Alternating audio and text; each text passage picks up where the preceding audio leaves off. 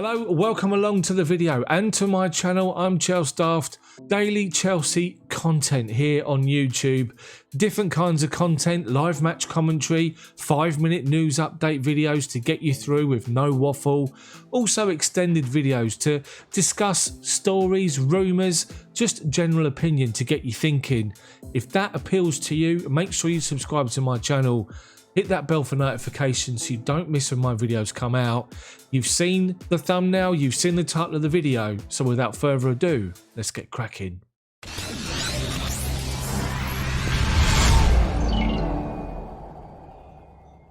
So guys, 6 games into Thomas Tuchel's reign, are there untouchables already within the Chelsea team, Chelsea squad? There's some articles online, people are already sort of stating that there's untouchables, but it's only 6 games in, as I'm saying. And Thomas Tuchel, in every single interview that he's given, he's been talking about the fact that he only had a day to prepare for the first game, so he decided to go with an experienced lineup and bring experienced players back in. He's often been talking about the fact that players have been unlucky not to be selected for games and have had to settle for a place on the bench or not involved. So is it still too early to say there are untouchables within the Chelsea squad? Is the fact that we're unbeaten in the 6 games, yes, there's been an FA Cup game, but in the league, unbeaten in those 5 games in the league, is that now going to force Thomas Tuchel's hand to stick with this settled sort of team that is made up of sort of 6 or 7 untouchables, with others sort of just rotating in certain positions? It could look that way unless something drastic happens to Chelsea in the next couple of games. Touch wood they don't, with Southampton coming up at the weekend, and then Champions League, Atletico Madrid, and then Man United in a big week for us. It's interesting to just see how it's going to all play out. But so who are the untouchables? And it all starts at the beginning with the goalkeeper. Yes, Kepa come in and played the FA Cup game against Barnsley. Then he played against Newcastle. But Thomas Tuchel come out and spoke about the fact on Monday Night Football that Edouard Mendy is the number 1 and will be going forward.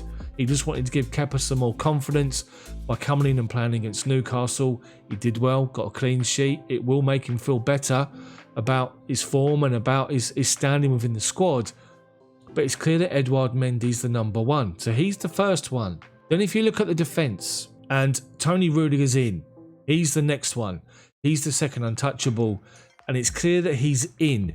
Now, there are reports online that the reason that the last manager fell out with the Chelsea board, Frank Lampard, was he wanted to offload Rudiger and keep Tomori. The board wanted to go the other way. So Rudiger's staying and he's in the squad, and he's somebody that Thomas Tuchel likes. He's someone that he tried to possibly sign previously. So Rudiger's going to be the second untouchable, and he's played more or less every game apart from starting at Barnsley. But he's played more or less every game since he's been in. Then if you move over to the right hand side of the back 3, Cesar Azpilicueta has played virtually every game again. He's someone that's got a wealth of experience, did a great job for Antonio Conte as the right-sided centre-back in his 3-man defence. And at the moment, up to this point, Azpi's done no wrong. So Cesar Azpilicueta is going to be in as the third untouchable. Now, we could get to Thiago Silva, but he's been missing. What's been happening throughout the whole of this season, because of his age, because of the rigours of playing every 3 days or so, there will be some rotation with Andreas Christensen, it looks like. So Christensen and Thiago Silva will be sort of rotating those positions, so you couldn't really call either of them untouchable. I think when push comes to shove, Thiago Silva will start, as long as he's fit and he's raring to go. His experience, his class, he will start in that back 3. So we've already got 3 untouchables. So let's now move forward slightly into the midfield area in this 3-4-2-1 formation, or 3-4-3. Now, I said before the game against Newcastle, it's interesting to see what Thomas Tuchel does with the wing-backs. Will he decide to use the better defenders at the wing-back positions on the left and right-hand side in Ben Chilwell and Reece James, or will he go with a more forward-thinking, more influential in the final third type of wing-back in Marcos Alonso on the left, Callum on the right? Against Newcastle, he went with Alonso and Callum. Atletico Madrid away and Man United, I can't really see that you're going to go Alonso and Callum, both of them. You might go one with Reece James, with like Alonso and Reece James, but you're probably more than likely going to go Chilwell and Reece James. So you can't really say that those positions are untouchable at the minute, despite the fact that there's an argument that Callum Hudson-Odoi potentially is. He's been involved and started every single game for Thomas Tuchel so far, and I guess even thinking that, the fact that he actually has, you could say that either as a number 10 or as a right wing back, he at this point is untouchable. But when it gets to the bigger games, will he play further forward in place of Mason Mount maybe? But I'm not so sure. So I wouldn't say that Callum is a definite untouchable, but he's probably 90%. So the midfield two, with N'Golo Kante back in and getting back to fitness and getting match fit as well and getting sharp, there's an argument that N'Golo Kante will start. But at this point, you have to say that Mateo Kovacic and Jorginho are untouchable in that midfield two area.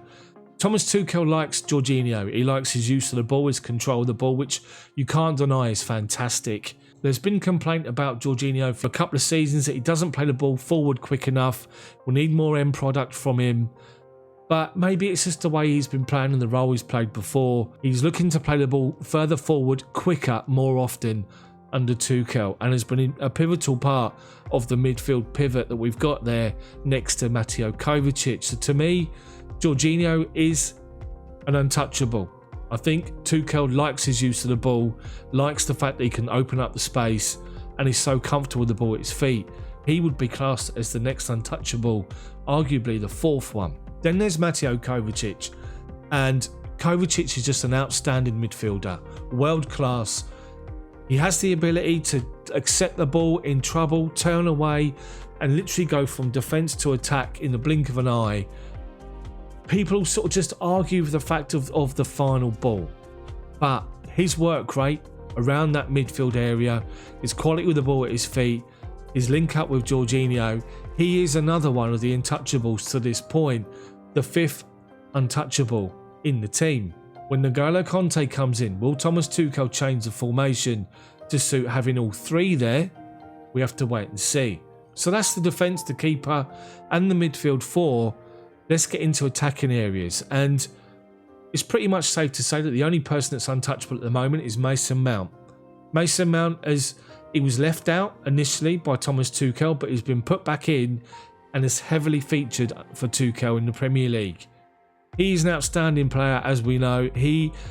When he's not in that team, we just look a different side. And the press, the hunger, the desire, the use of the ball, his engine is just outstanding, and he is the next one. He's got with the sixth untouchable, with arguably Callum the seventh. But after that, you're looking at literally it could be anybody. We've seen Olivier Giroud, Werner and Tammy rotate up front. We've seen Werner, we've seen Ziyech at different times involved as number 10. But it's always been Mason Mount and one other, unless there's a late substitution in game.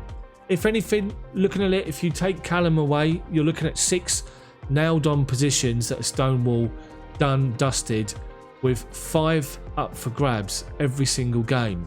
And it's the 2 wide areas, 1 centre back depending on Silva's fitness. You then got a number 10 to play next to Mason, and the striker.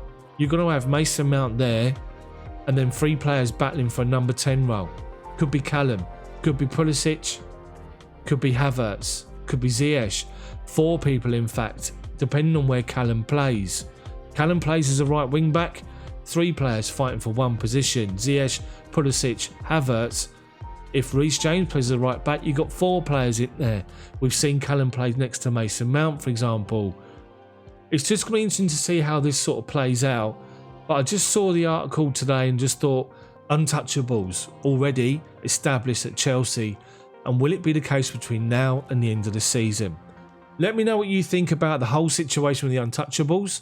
Let me know what you think about how you feel about it, if you can see it being played out differently, if there's anybody that will come in and play better in a certain role, or if you think that eventually things will change and how people are going to suit and fit the formation. Let me know in the comments section below. If you like the video, drop a like on it for me. Subscribe to the channel, but hit the bell for notifications so you don't miss when my videos come out, which is every day. So thank you so much for watching. Make sure you check out the 5-minute news update that was posted at 9 o'clock this morning. See you tomorrow.